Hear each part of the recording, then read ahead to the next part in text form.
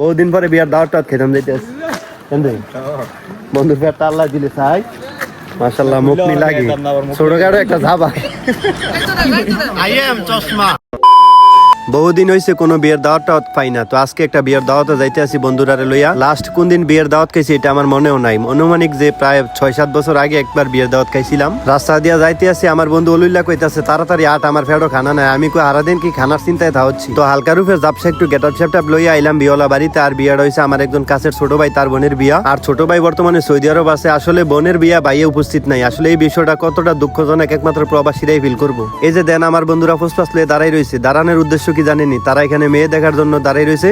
আপনার কোন বন্ধু এরকম বিয়ে বাড়িতে গেলে মেয়ে দেখার জন্য এরকম ভাবে ব্যবসা লয়ে ঘুরে, আপনার সেই বন্ধুর এই ভিডিওতে মেনশন লাগাই দেন। তো কথা বলতে বলতে কিন্তু আমার পেটে প্রচুর ক্ষুধা লেগে গেছে, কিন্তু তারা তো আর আমারে খানা দিতেছে না, কারণ তারা আমার চিনছে না। আমার যে টিকটকের 36টা ফলোয়ার, আমার মতো একজন ছাত্রীরে আর কি কই সেলিব্রিটিরে তারা খানা না দিয়ে বসে রাখছে। যা কাজের কথা বাদ দিয়ে একটু কাজের কথা কই, যারা যারা এখনো আমার ইউটিউব চ্যানেলটা সাবস্ক্রাইব করেন নাই তারা অবশ্যই আমার চ্যানেলটা সাবস্ক্রাইব করে দিবেন। এমনকি যারা ফেসবুক পেজ থেকে আমার ভিডিওটা দেখেন অবশ্যই পেজটা ফলো করে দিবেন। আপনারা চ্যানেলটা সাবস্ক্রাইব করেন। আমি একটু খাওয়া দাওয়া শেষ করি, তার মধ্যে খাওয়া দাওয়া শেষ করে একটা ফান ডিফা দিয়ে মৌফুরে দিলাম। সত্যি কথা গোপন রেখে লাভ নাই, আসলে আমি ফিরিতে পাইলে হাঁস মুরগা গরু ছাগলের আন্ডা সৌদি আরবের সান্ডা সবকিছুই খাই। খাওয়া দাওয়া আলহামদুলিল্লাহ সবকিছুই শেষ করলাম, কিন্তু এবার তো উপহার দেওয়ানোর সময় আমি বন্ধুরে কানে কানে কইতেছি, বন্ধু আমার টেয়াটা বাইর লিখে রাখ, পরে আমি তোরে দিয়া দেম। বন্ধু আমার কইতেছে তুই উপহার দিয়া যা, আর নইলে তোরে গাছের লগন বান্ধেম। আমি কইতেছি তুই আমার চিনুস নি আমি কেডা, আমার টিকটকে 37টা ফলোয়ার, এটা কইয়া কোনো রকমে সারা পাইছি।